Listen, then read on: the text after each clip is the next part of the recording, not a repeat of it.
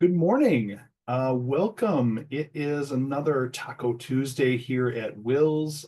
Today is Tuesday, December 3rd, and we are joined today by yet another slate of fantastic WiLS vendor partners. And so to kick us off, we have perennial Taco Tuesday presenter, my friend Sarah Probst. Sarah, are you ready to kind of take over? I am ready. All right, I'm going to stop sharing my screen and it'll be all yours. Thank you. All righty. So hopefully we are seeing Will's Taco Tuesday with springy updates. Looks good. Excellent. Thank you so much. And as always, it is a pleasure to be back for Taco Tuesday. I never miss a Taco Tuesday if I can avoid it. It is always wonderful to be with Will's and the cooperative purchasing team and to be with y'all. So I am back once again with some Springshare updates for you. As y'all are familiar by now, we regularly develop our products, and it's always my pleasure to update you on the latest and greatest things we are doing at Springshare. So for you this time, once again, we're going to be talking about LibCal. That was one of the big ones from last time as well, but we have done even more development work since the last time I spoke with you in May. So big thing this time, one of them is going to be SMS reminders. We now have those available for events and appointments. We also are going to be developing the ability to have SMS reminders sent to your patrons for spaces and equipment reservations. Those are going to be coming in 2025. So the nice thing about the SMS reminders, this is an add-on that's available to you. It's a relatively low cost kind of add-on for you. And you're going to have the ability to toggle these on and off for your events and for your appointments. It's not an automatic always on kind of thing. So it's going to help you both be able to control that usage cost and also make sure that folks are getting events reminders and appointment reminders for those things that are really, really important. Some other nice Springshare or LibCal updates are printable event flyers. And these are really, really neat. With these, you're going to be able to pick a layout, a flyer size, adjust your colors, upload your logo or your event image like you see here, and then even display a QR code for easy scanning and mobile registration. It's going to take your patrons right to the registration page for your LibCal event. And LibCal is actually going to auto-generate these really gorgeous high-resolution printable flyers for you. So LibCal now is going to do the work of creating, managing, and advertising your upcoming events all in one tool. So if you already have LibCal, this is available to you. You're going to find the ability to do this by going to your event calendar on any of your existing events. Rather than going to edit event, you're going to go to the manage event button. And under there, you're going to see the ability to create those event flyers. Additionally, you can actually create customizable event flyer templates. So you don't have to redo the same thing over and over. If there's a particular style or a particular type of template that you like to use, you can create your own template and just use that again and again for your events moving forward. Other things that we've added to LibCal that I think are really nice features that are going to help you out as well is the ability to set multi-day events, and they can be up to 45 days. This is going to be great if you have space in your library that you're using to advertise things like maybe local art, like art gallery kind of deal, and you just want to make people aware of what's going on. You can have that span up to 45 days, the entire time that that's going on now in LibCal. So nice way to be able to indicate those sorts of long-term events that are going on instead of having to put a repeating event over and over and over. The other big thing, and I did mention this last time, but I just wanted to bring it up again because it is a really nice feature, is the royalty-free event images that are available in LibCal when you're creating your events. So in keeping with our commitment to help you create really attractive events optimized for better advertising to your patrons, we added a royalty-free image search in connection with Pixabay when you're creating a featured image or when you're looking for a featured image for your event. The search has over 500,000 free use images, and you can add them to your events and event flyers. And the nice thing here is that these are all CC0 or Creative Commons Zero license images. So that means you're going to be able to modify and reuse the image without the need for attribution or any sort of license restrictions otherwise. But yeah, just really nice new features for you in LibCal. Now, one product I didn't talk about last time, but I'm very excited again to talk to you about today is LibAnswers. So for those of you who are not familiar, LibAnswers is what we refer to as our total communication solution. This is going to take care of all of your FAQ needs. It also has a live chat component. And it also does great in terms of ticketing functionality. So people can submit tickets via text. They can submit tickets via a customizable form on your LibAnswer site or on your website if you choose to embed it via widget. They can also submit tickets via email, and they'll receive responses via email. If they sent you a text, they'll receive your responses via text. So they'll never know that it's coming all from one system, but keeps it really nice and evenly organized for you. But we've done some nice functionality updates for LibAnswers as well, and automation is one of those. So one of those things you can now do is automatically move, tag, and assign tickets right at the point of ticket submission. So you can automatically tag tickets now based on keywords or phrases included in the ticket submission. You can create keywords and phrase rules for up to 50 keywords or phrases. So to automatically tag tickets and also track how often that rule is triggered.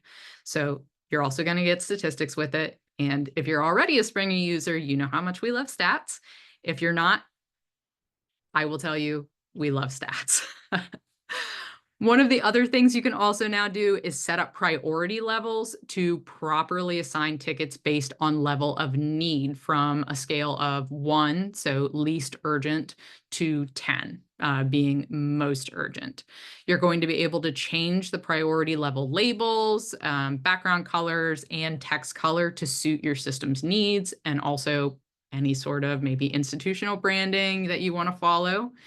Your priority levels are going to display on the ticket dashboard and in the ticket answer page itself for quick identification. So you can really know immediately which ones you need to take care of right off the bat. And you can actually set up to 10 different priority levels. I only have 5 that are showing in my little screenshot, but you can set up to 10.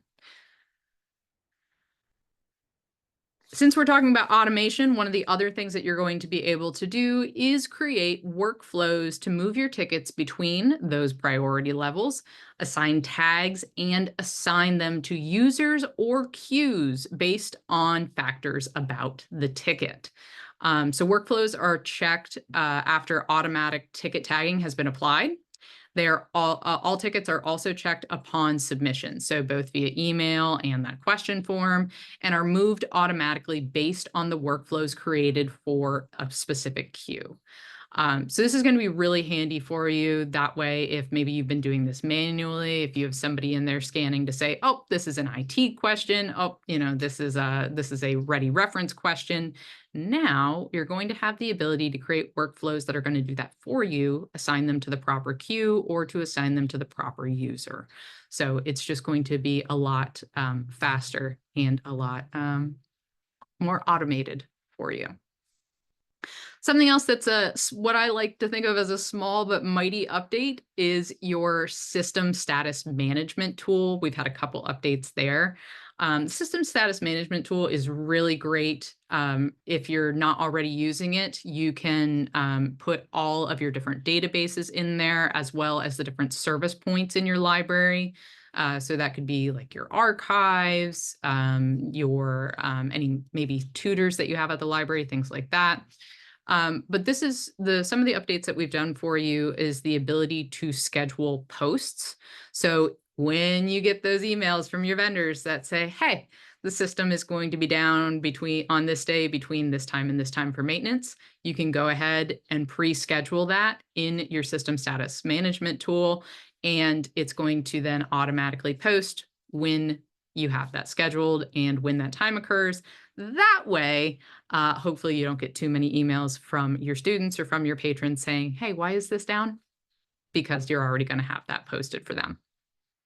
Likewise, you have the ability to schedule product status changes. So, like I said, if a product is going to be down, or if you're moving from a trial of a product to either not having that product anymore, or you're moving to the full version of that product and it's going to be down for a little bit. So you're going to have the ability to schedule those product status changes as well, even if there is no post attached to that. So two nice different pieces of functionality there. And one more thing I don't have on my slide, folks can actually subscribe to your system status management tool updates now as well. So that's going to be really nice for both staff at the library and maybe any of your patrons and even maybe your faculty members who really like to keep up to date on what's going on there.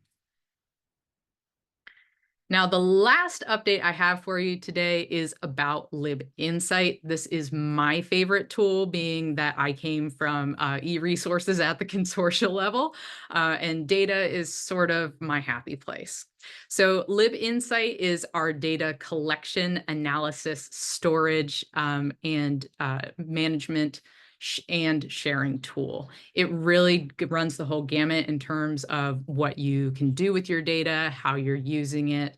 One of my favorite things is the way that it really de-silos your data, the ways that you're able to perform analysis across the different pieces of data that you're already collecting, and the fact that you can bring a whole bunch of data with you into LibInsight. And I do mean a whole bunch. You'll see what I see more about that here in just a second.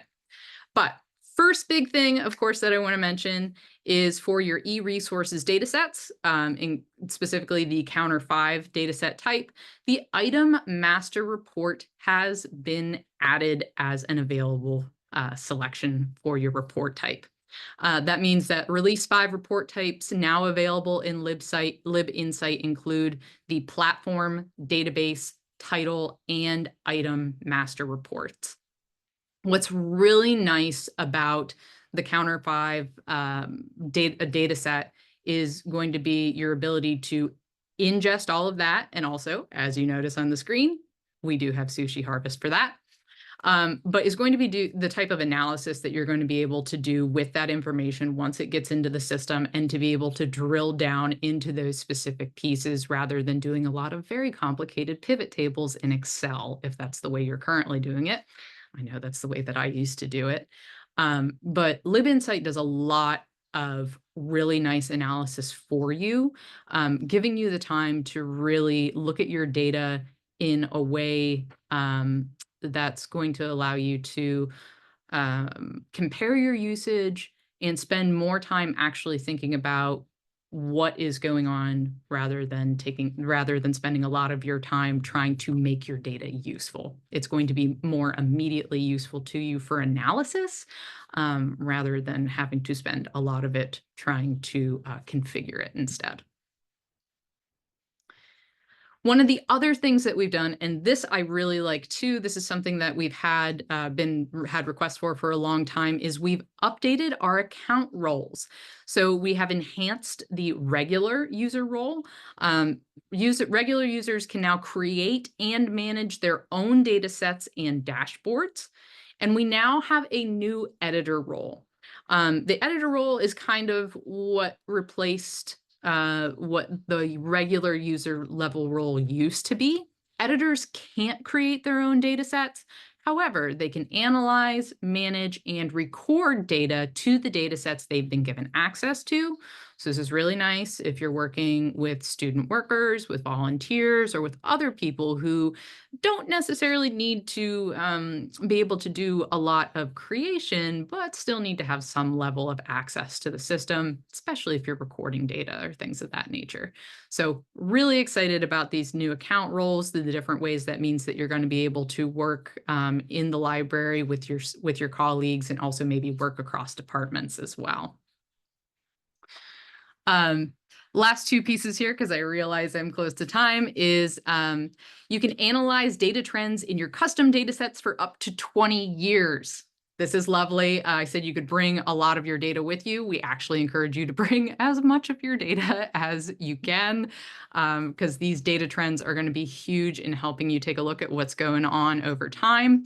And then the last piece I have for you is going to be your ability to bulk update invoices in the Counter5 dataset using the invoice upload feature. This is going to be really helpful for getting you cost per use data without having to do complex formulas in Excel. So if you love data as much as I do, talk to me about LibInsight. I am here for you. And otherwise, my contact information is on the screen. As always, it is a pleasure to talk with WiLS and to be here for y'all. Thank you so much, Sarah. I too have a former life as an e-resources librarian, and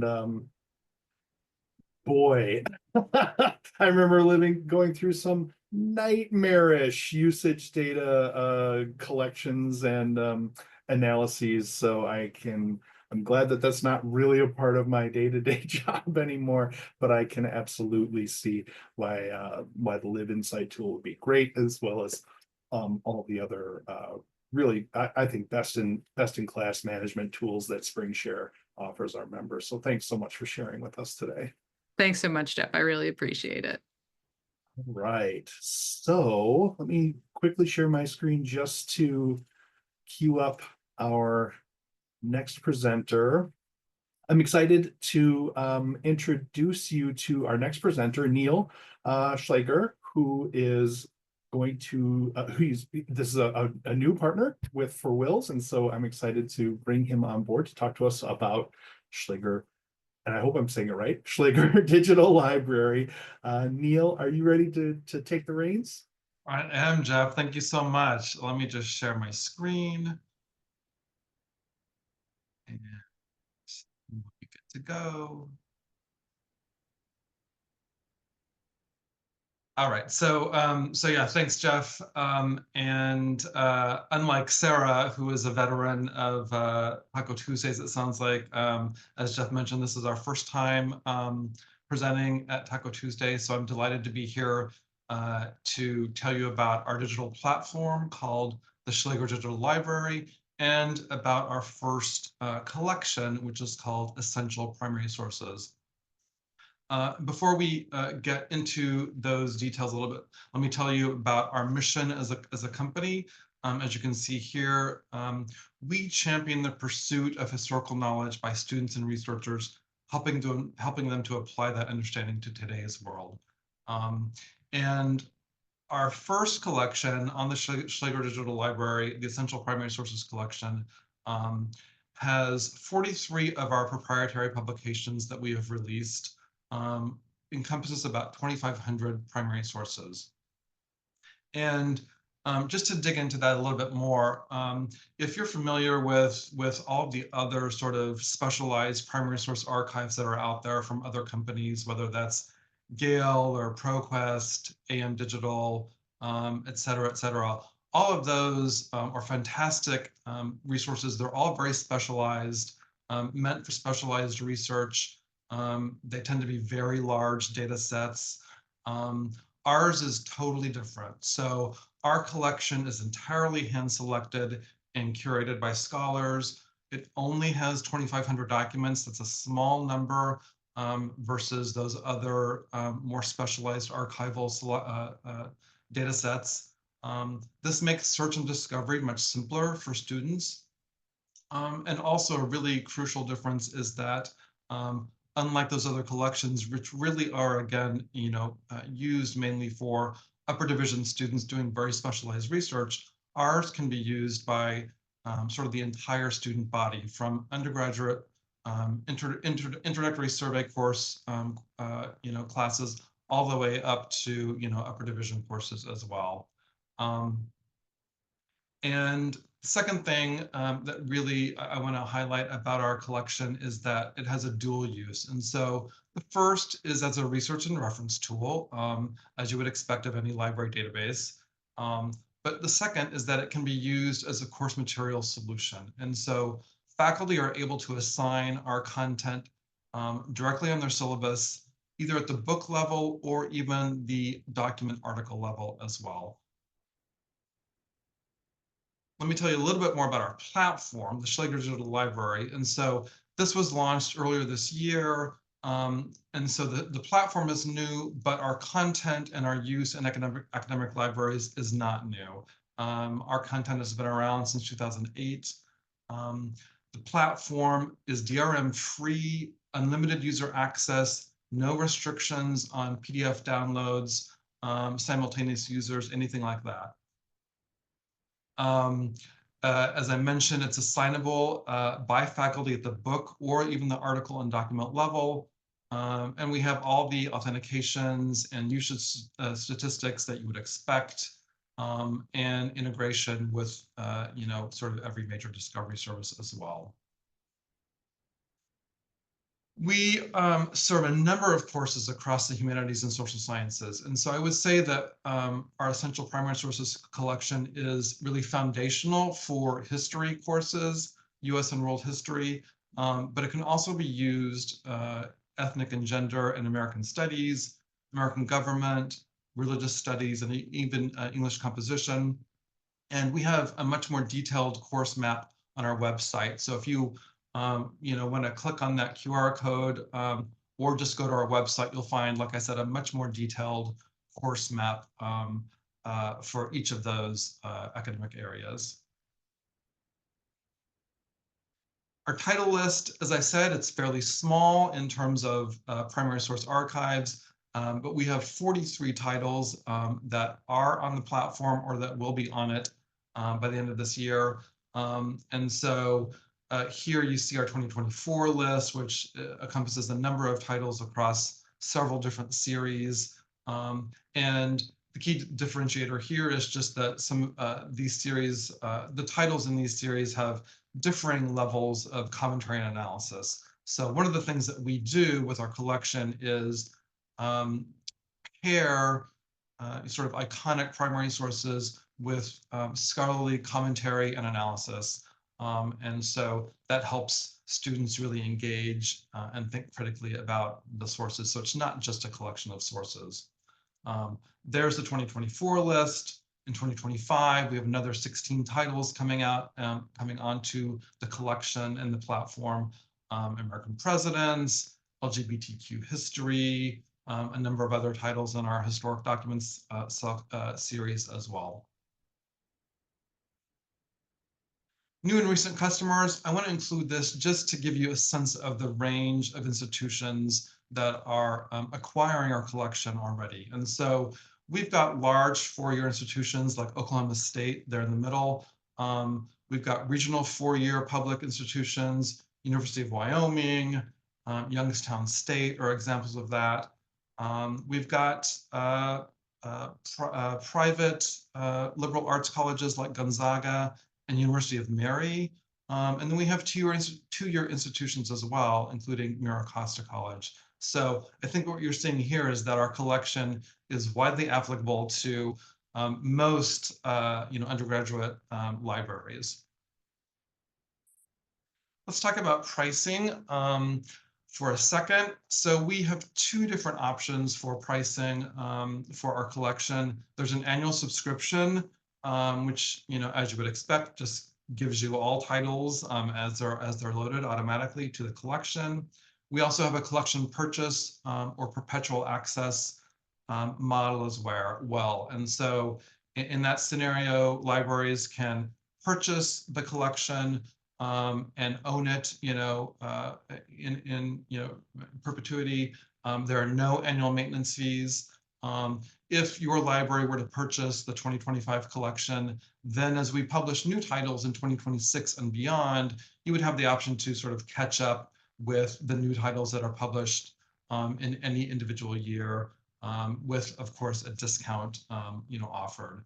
Our pricing is based on FTE levels, and there is a discount. We are very happy to offer a discount to WiLS members. And so you would be getting sort of our preferred consortial pricing. Finally, let me just sort of summarize what we've just talked about. So our essential primary sources collection, it's a curated dual-use primary source collection, unlike any of those other large archival collections that you might be aware of. For faculty, we offer easily downloadable texts that they can assign directly on their syllabus. Students can use it from any device at any time, wherever they are. For the library, easy setup and administration, options for every budget. And for your institution, we align with campus OER and affordable textbook initiatives. And that, again, goes back to the fact that we have this dual use. So faculty can assign us on their syllabus, and that really does align with any textbook affordability issues or initiatives that your institution may have. And just to wrap up, we are happy to offer a demo, a call, institution-wide trial, whatever might be of interest to you. So please reach out, click on the QR code there, or just send an email either to our sales account there, sales@schlagergroup.com, or email me or call me directly. My information is there on the page. We'd be delighted to talk to you and see if our collection might be a good fit for your library. And again, we can offer trial, demo, whatever the case may be. So I think that wraps it up. And Jeff, I will turn it back over to you. Let me stop my sharing. And again, Jeff, thanks for having me and having us and giving us a chance to present at our first Taco Tuesday. Neil, it's our pleasure to have you. Thank you so much. I'm excited to see your presentation because, as I said, we're newly in partnership, and I'm just learning more about what is offered by the Schlager Digital Library. So I'm really excited about what you showed us today. I hope members at any of those library types that you talked about will reach out to us to talk about what we can do for them. So thanks again for joining us today, Neil.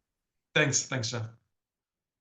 Right. I'm going to share my screen again here to get us ready for our next presenter.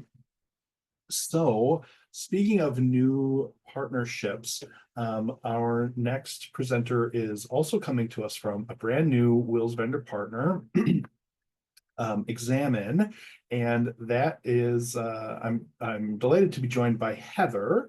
Heather, are you ready to take over here? I sure am. I'm excited. Great. Should I just get going? Let's do it. All right. Awesome. Thank you so much, Jeff. Thank you, everybody, for being here. Thank you for the time. We're really excited about this new partnership as well.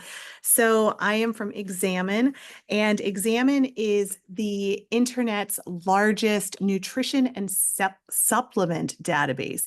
So for students doing research on supplements, on any kind of non-pharmaceutical intervention, we've been around since 2011, selling to consumers. So a lot of dietitians use us, nutritionists use us.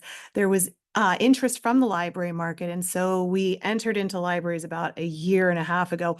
That's where I came in. So I'm a library person. My background is in libraries. And so they brought me on to introduce them to the world of libraries. And so here we are. Some of the libraries that subscribe include universities, four-year universities, a lot of nutrition students, nursing students, health science students, exercise science students use us. Also, public libraries. There's a lot of interest around public libraries because there's a lot of misinformation stuff that's out there, grants around health misinformation. So, somebody sees something on TikTok about ashwagandha. Is it true? Is it not true? Examine. We don't take any outside money. We don't sell supplements. It's just the research. We have a team of over 30 researchers who include doctors, pharmacists, nutritionists who go through all of the different publicly available studies, the clinical trials, look at what works, what doesn't, without taking any outside money at all. Everybody is contractually obligated to not have any kind of conflicts of interest. So we are a non-biased source for people to get information when they see things on social media, when they see ads for different kinds of supplements, to look up, do these ingredients work? Does it do what it says it will do? So I actually am going to share my screen now.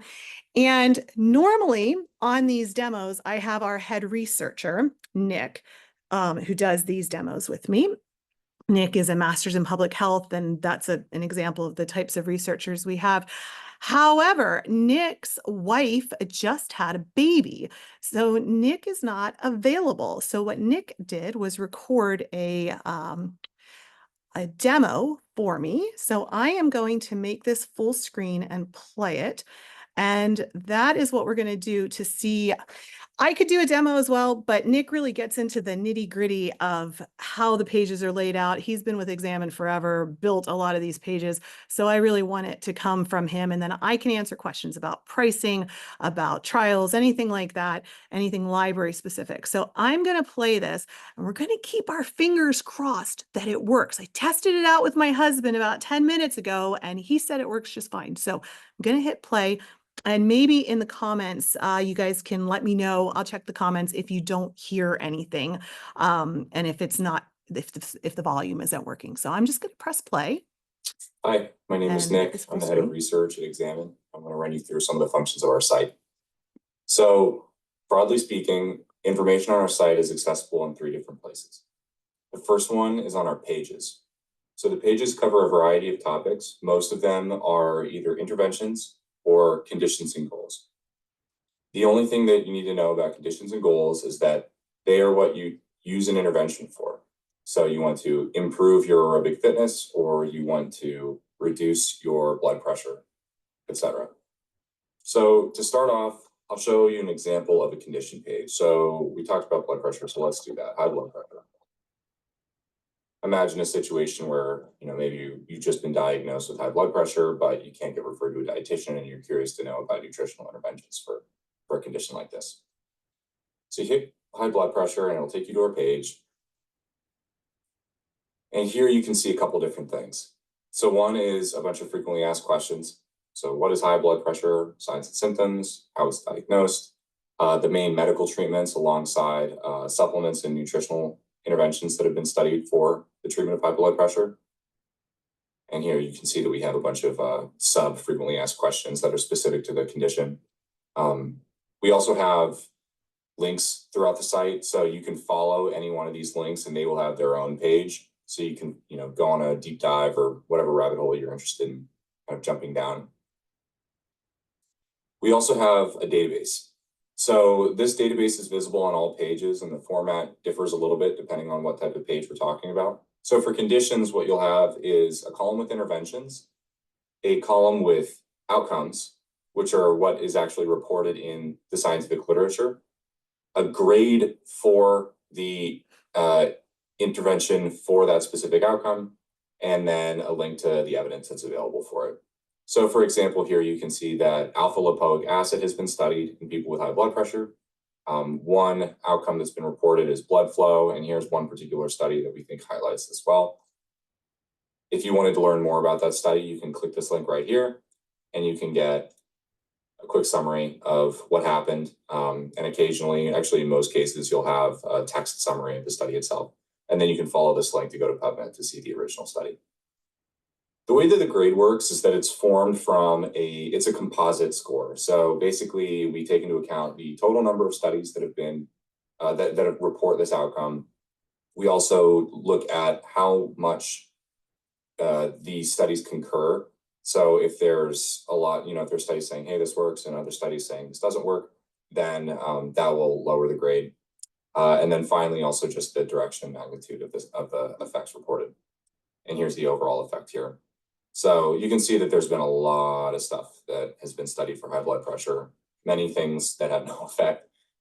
Here's an example, black seed, that has a couple desirable effects, albeit, secondary, obviously, not improving blood pressure. Well, it's slightly improving blood pressure itself. Let's look at another example of a page. So I like using ashwagandha as an example, both because it's kind of a trendy supplement and also because we recently updated it, and I think the researchers did a wonderful job. So the overall format of this page is going to be very similar to what you just saw. One of the main differences is obviously that the frequently asked questions are going to be different in, they're talking about ashwagandha, not high blood pressure. But then also we have more specific frequently asked questions for ashwagandha itself. And then for this, we also include dosage information. So the way that we do our dosage information sections is we basically look at two different sources. So one is if there are regulatory bodies that publish recommended intakes. So like for vitamins, for example, a recommended daily allowance, we'll use those. And we look at the FDA, we look at the European Union, the majority of our audience is in the United States, but we obviously cater to the world when we write these pages. Additionally, if that information is not available, we'll also just look at it. We read all the studies. We can tell you the dosage ranges that were studied in the individual research papers. And then we talk about which of those studies with specific dosage ranges were the most effective. So here's the database again. It has a slightly different format. Now we're talking about health conditions and goals. So in people with anxiety, these outcomes have been reported. Here are the grades. Here are the studies that you can see. And then here's the overall effects that you can see. Something that every page also has is a research feed. So if we go all the way down here, I'll just click through it. The database can be quite big. So I would recommend either collapsing things or just navigating from the sidebar. So the research feed, we'll talk about this more in a moment, but these are summaries and analysis of individual studies that have been released. So for example, here's one on ashwagandha for sleep and anxiety. Gives you a quick summary, what was studied, who studied, how was it studied, what were the results, and is there anything else I need to know? So our goal with these summaries is to give you both the absolute minimum information to understand the study, but then also add a couple extra layers of analysis and interpretation that make it so that you have a better idea of like, well, how good was this study? Is it worth taking these results seriously? How should I incorporate the information presented in this study into my pre-existing body of knowledge on the topic? Finally, every page also has an update history. So one of the things that we really care about is being transparent about the work that we're doing. So here you can see, for example, recently we did a page clarification based on some reader feedback. And then we also say, oh, well, here are some situations where we updated the database. Here is a situation where we fleshed out, certain sections of the page. And then here's one where a larger update was done in May. So since we were just talking about the research feed, I'll take you to the full research feed now, where you can see things sorted by category rather than just topic-specific studies. So here are categories. You can customize which of these you see by going here. You can also, you can get updated by email if it's useful to you. But you could say, okay, well, I don't care about brain health, so I'm going to uncheck that. But in each of these categories, we have a bunch of study summaries related to this. So we always show the most recent ones, but you can go to the category page and see them all. We publish about 135 of this type of study per month, or this type of study summary per month. The other 15 that we publish are our editor's picks. I think these are some of the best pieces of work, individual pieces of work on the site, in my opinion. So the idea with editors' picks is that we've selected them because we think that they are worth paying attention to. And if you read nothing else on the site, you should read these. Very often, we'll cover a paper as an editor's pick because we consider it to be really impactful or maybe just very interesting, very thought-provoking. But there are situations where we cover something because we say, hey, a lot of people have been talking about this on social media. The study actually has serious limitations. Maybe it's actually a terrible study, and let's use it as a teaching point. So there could be a lot of different reasons that we might want to draw a study to our users' attention. But regardless, everything in here is really good, and I would definitely recommend that you read it. So here's an example of an editor's pick. Does eating sugar, or does getting less sleep make sugar more appealing? So of course you can click this link to go to PubMed to see the original paper. You see that there's a lot of the same sections as in the previous summaries. We have a higher word count for these. So things like how is it studied, where we talk about the methods, will be a little bit longer, what the results were. Sometimes that's longer. But the real force behind the quality of these editors' picks is the big picture section. So this is where we say, hey, this is what has been studied in the past. This is how the study affects what's been studied in the past. And here's some background information on mechanisms. Here are some background information on specific types of study methods. Here is a visual description of some of the key information that we talk about either in this paper or key information about this body of literature in general. And then I guess I should also mention, so anything else I need to know, this is part of any study summary. And this is where we'll talk about at little tiny subtleties that kind of change things. So very often we talk about conflicts of interest in this section.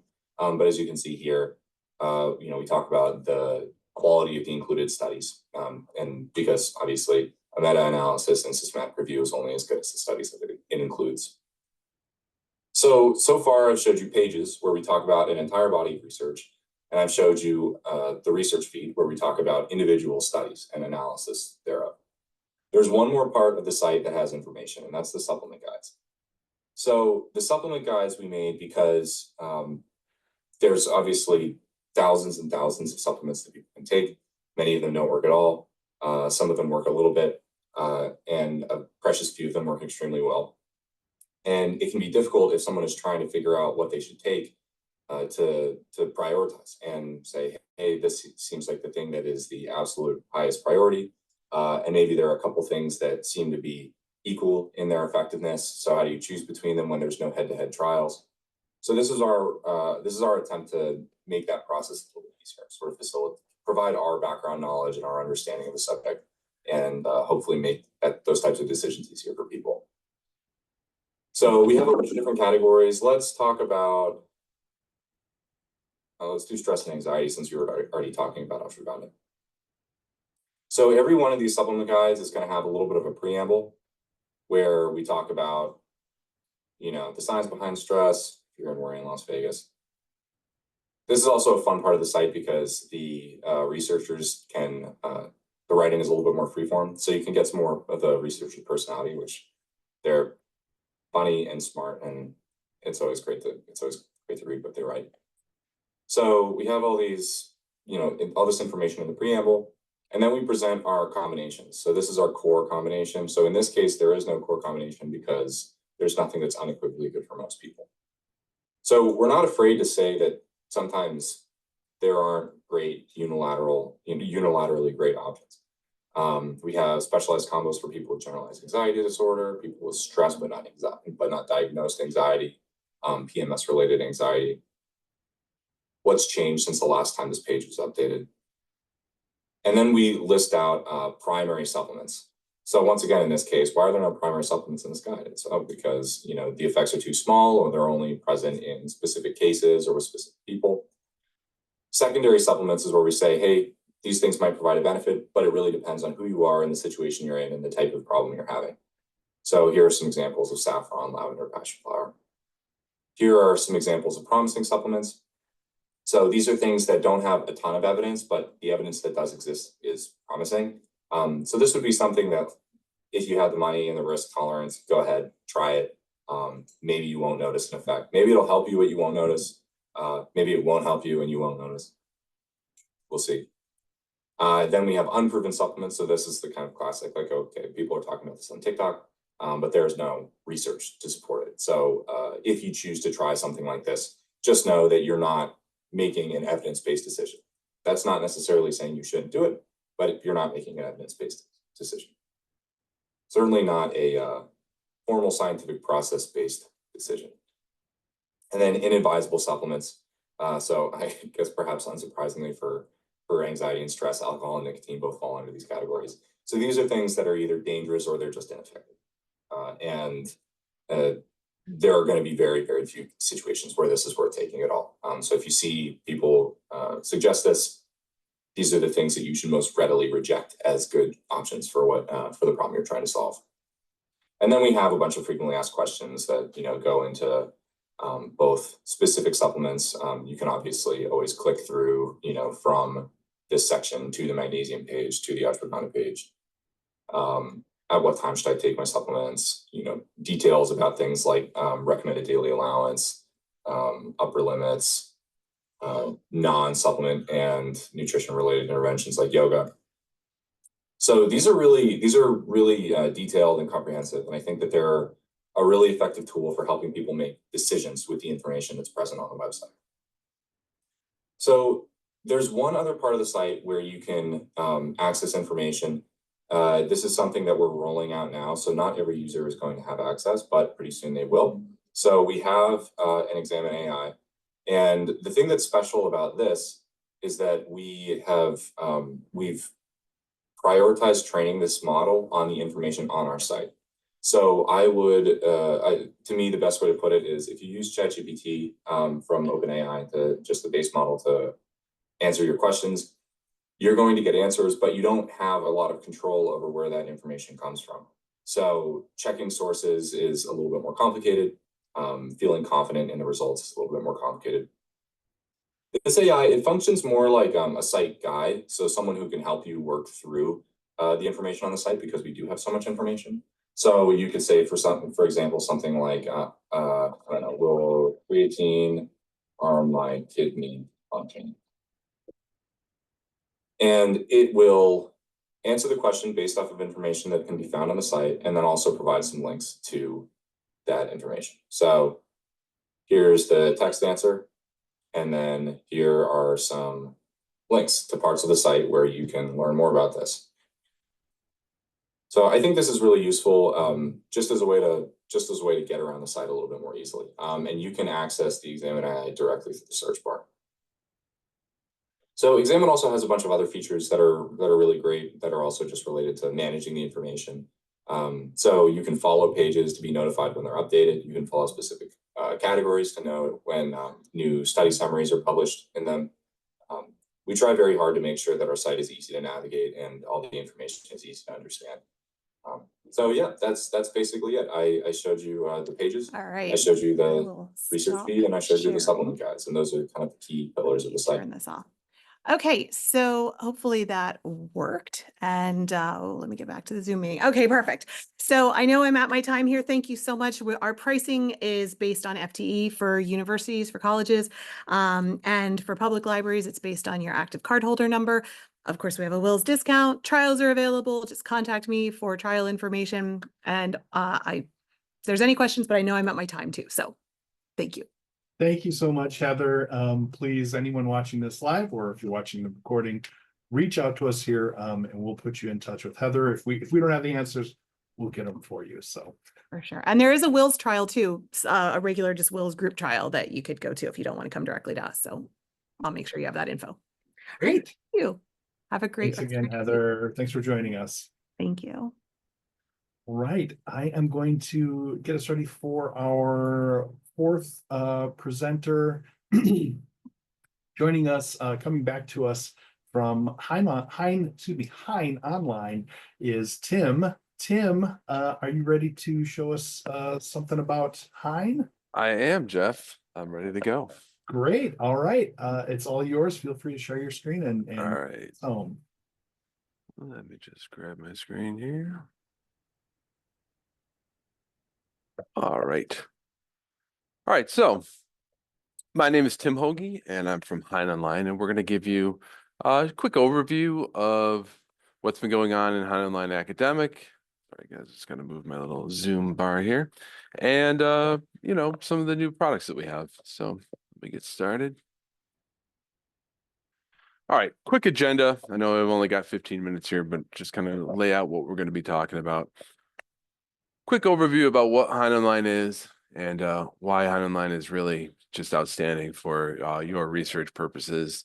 We'll talk a little bit about HeinOnline's subject-based research tool, what the WiLS incentive looks like right now for members, what some of our new and our more popular HeinOnline products are right now, or since kind of our last Taco Tuesday.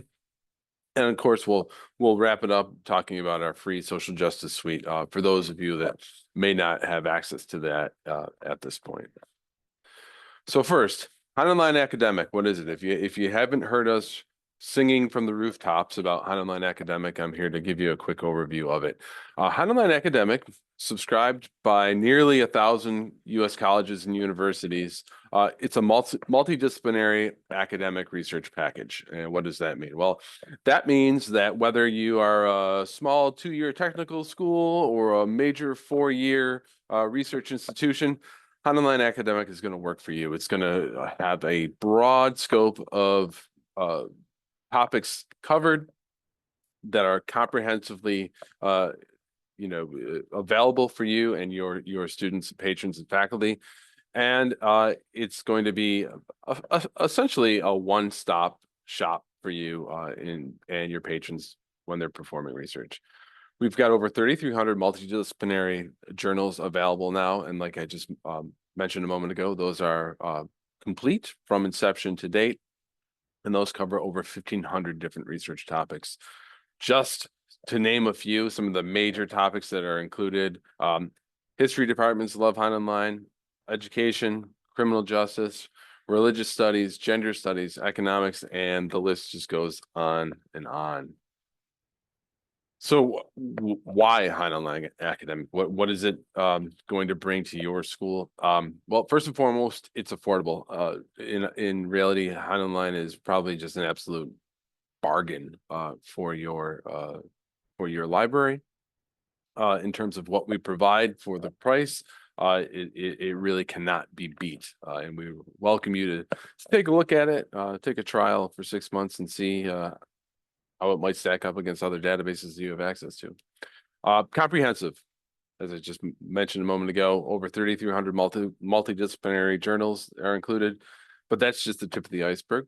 We also have a huge comprehensive collection of government documents, treaties, constitutions from around the world, and many subject-specific databases covering, as I mentioned, gender studies, religious studies, criminal justice, and more. Intuitive tools. So one thing that we've been doing over the past several years is developing and integrating more intuitive tools for searching within HeinOnline. HeinOnline's a big database, and we have a lot of material. And we know that while all that material is fantastic for you to have access to, if you can't find what you're looking for, then what good is it, right? Well, the intuitive tools that we've been developing, and I'll go into it a little bit more in a moment, are really helping researchers of any level, whether you're a brand new freshman coming into the library for the first time, all the way up to someone getting their master's or their PhD. HeinOnline is going to be able to, in the tools that we provide, are going to help those researchers find exactly what they're looking for in the least amount of time possible. And that leads to more productive and effective research. And finally, we have help resources. So HeinOnline, we don't just give you the database and say, have at it. We're here to help you, whether it's our knowledge base, our live chats, our videos, our in-person live training sessions that we're happy to schedule for you in your library. We have all sorts of different resources available that you can use to teach yourself, your staff, and your patrons how to use HeinOnline in the most effective way possible. So one of those tools that I mentioned just a moment ago is something that we call Pathfinder. Now, Pathfinder is a suite of browse and search tools for subject-specific research. So think of it as topic research or subject research. It's set up in a hierarchy or a multi-level subject taxonomy, as our marketing department likes to say. I call it a hierarchy. And those top levels are applied sciences, humanities, industries, natural and formal sciences, and then social sciences. Underneath those 5 major top levels, we have slotted in over 1,500 different subjects. And so whether you, as an advanced researcher, are interested in coming in and saying, you know, I want to see that everything that HeinOnline has available on bilingual education, you can go in, you can find that subject, click on it, and find all the different material we have that's been subject coded to bilingual education. Or you can have a patron come in and say, I need to find research and publications on the topic of propaganda within social media. Well, what you can do is you can say, I'm going to tell HeinOnline to limit its research or limit its searching to the subject-specific area of propaganda. And then within that, you can do a text search for social media. And boom, you've just immediately limited where a student would have previously searched for social media and gotten I'm going to guess hundreds of thousands of results. Now they're limiting it down to a core group of maybe a couple hundred results that are really going to be on point for what they're looking for. Then within that, and I'm not even talking about this specifically in this webinar, you can say, you know what, I'm interested in social media propaganda from the last 4 years, and you can limit it to those most recent topics. So it's a very, very useful tool for researchers of all different levels of experience. So what does this deal look like for the WiLS members? Just a quick overview, won't go into it too deep. As always, we provide 6-month free trials to all of our academic non-subscribers. First year, there's always a 50% discount. Doesn't matter who you are, as long as you're a non-subscribing academic institution. WiLS members are now at a perpetual 10% discount, which is awesome.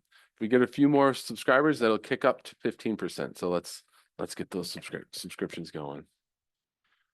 So let's talk about some of our new products and popular products. And first and foremost is our Wisconsin State Package.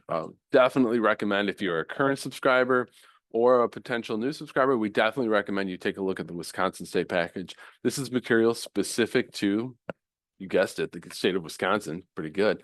And what is it? So there's about 7 databases within it. That includes Wisconsin session laws, and that goes back to, you know, when people were living in log cabins, Wisconsin session laws, all the way up to today.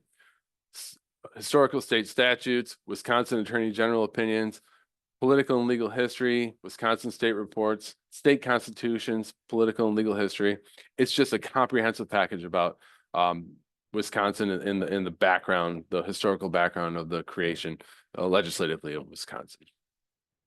Some of the other databases that we have that we've recently rolled out are the UK Parliamentary and Government Publications. What that is it's basically the legislative history or all the legislative works that have occurred within the UK. So this goes back hundreds of years. Definitely recommend you taking a look at that.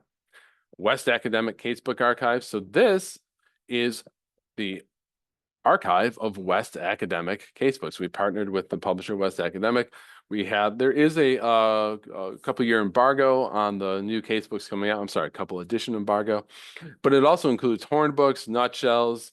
It's awesome research, legal research, scholarly analysis, curriculum development, and more. And then finally, our U.S. state commitments with foreign governments. This is a really cool database. It doesn't matter what kind of librarian you are, what kind of institution you work for. The U.S. state commitments with foreign governments, it's a very inexpensive database. It's just a one-time fee of $295. And this is material that you won't find anywhere else. Our editor went out and actually did Freedom of Information Act requests to pull these over 750 documents out of the shadows. And this involves You know, does Alaska have a treaty with Russia?